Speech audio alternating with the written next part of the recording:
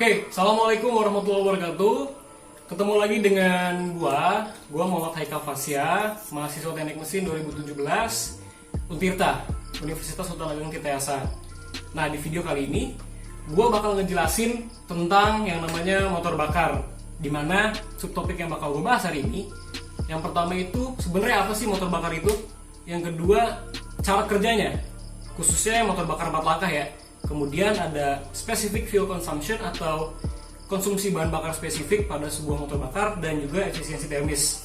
Oh iya, ada lagi, yaitu gue bakal ngejelasin istilah-istilah yang sering kita temuin di dunia motor bakar. Kalian sehari-hari naik mobil, naik motor, cuman kalian tahu nggak sih sebetulnya apa itu motor bakar dan prinsip kerjanya itu kayak gimana? Kok bisa dia menggerakkan sebuah kendaraan? Motor bakar ini adalah alat yang mengubah energi termis menjadi energi mekanis. Nah, energi termis ini itu adalah energi panas. Kenapa panas? Karena energi termis ini dibentuk dari sebuah proses pembakaran yang terjadi dalam sebuah silinder atau ruang bakar pada sebuah mesin motor bakar ya. Nah, setelah dia terjadinya pembakaran dalam ruang bakar, maka energi tersebut akan berubah menjadi energi mekanis yang kemudian akan menggerakkan komponen-komponen pada mesin.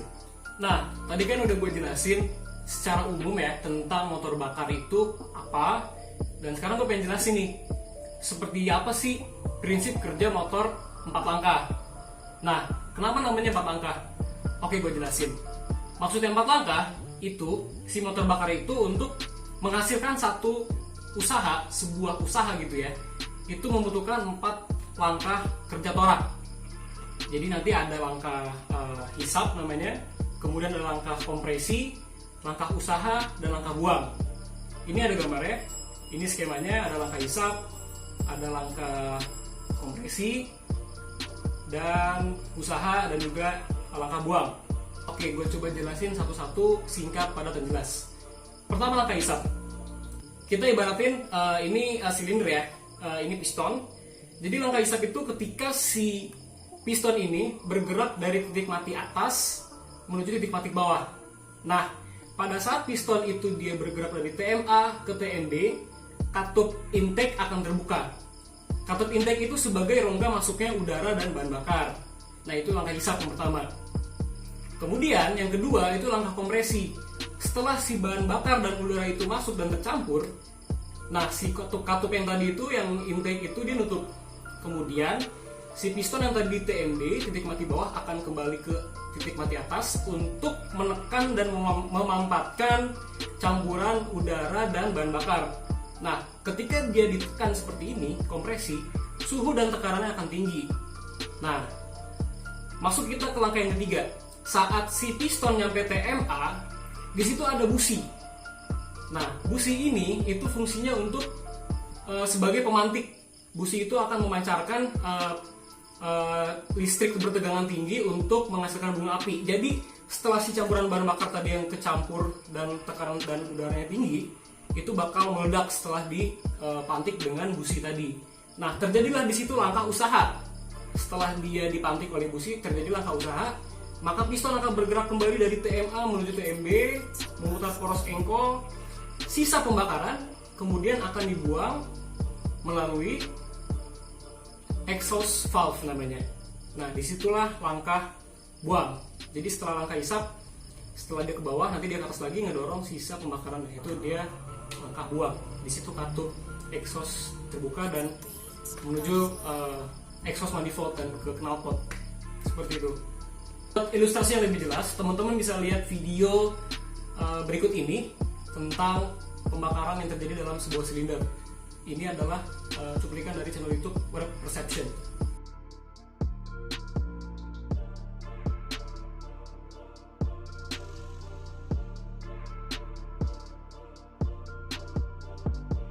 Specific Fuel Consumption atau SFC itu adalah jumlah bahan bakar yang dikonsumsi oleh sebuah motor bakar untuk menghasilkan tenaga dalam satuan horsepower atau HP dalam hitungan waktu 1 jam.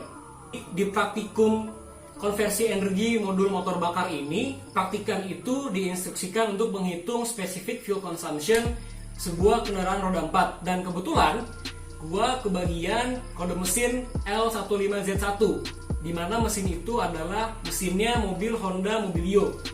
Nah, kita lakukan perhitungan dengan rumus yang ada. Kita cari dahulu spesifikasi dari mesin tersebut dan dapat ini datanya. SFC dari Honda Mobilio itu untuk RPM 2000, 2500 dan 3000 secara berturut-turut. Yang pertama itu dia 73,509 kg per kWh. Kemudian untuk kinerja di 2500 RPM, penggunaan bahan bakarnya itu 58,789 kg per kWh. Dan untuk SFC di RPM 3000 itu dia menyentuh 49,001 kg per kWh. Kita juga diinstruksikan untuk mencari efisiensi termis. Nah, efisiensi termis itu adalah pemanfaatan panas atau kalor pada sebuah mesin untuk menghasilkan sebuah energi mekanis.